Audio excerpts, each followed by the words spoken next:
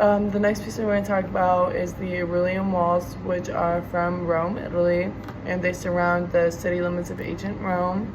And the artists responsible aren't one specific one because it's an ancient structure. They were built by skilled Roman legionary masons and thousands of auxiliary soldiers. And construction began under Emperor Aurelian, hence the name, and completed by Probus, which was his predecessor. The medium used for it is Roman concrete, brick, and mortar. The period of work is obviously Roman. The historical relevance that was built to strengthen defense against the threat of invading Germanic populations, and it was just 10 years before the Roman Empire split into two. It took about 4 years to build, from 270 to 275-ish AD. This work is important because as of today, it is a reminder of Rome's history and is the largest ancient monument in Rome. The defining characteristics of this work, initially the Aurelian Walls were 19 kilometers, about 12 miles, and 6 to 8 meters high, about 20 feet. And the wall included a square tower of about 300 meters, 100 feet, and about 2/3 of it still stands today.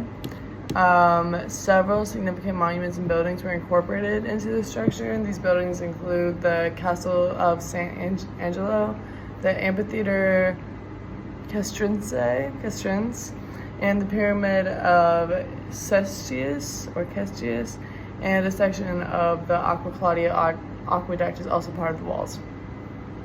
My personal observation is that it still seems very strong, and it's definitely not as fragile seeming as some of the other ancient structures, like some of the columns, for example, that we saw.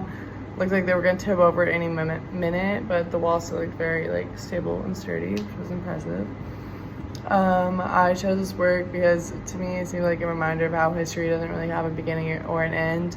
We're also living in these exact same places and in similar ways to people of the past. Like, it wasn't fiction. These were real people living real lives just like we are, and we still exist in the same spaces today, whether we really realize it or not. And it compares to other works within the period, very much in line with it. It has the use of new materials such as the Roman concrete, and implements things such as the arches, the aqueducts. Everything is very quintessentially Roman architecture. One fun fact is that it was actually built to replace the Serbian Wall, which is built by Servius, Rome's 6th king, in 4th century BC.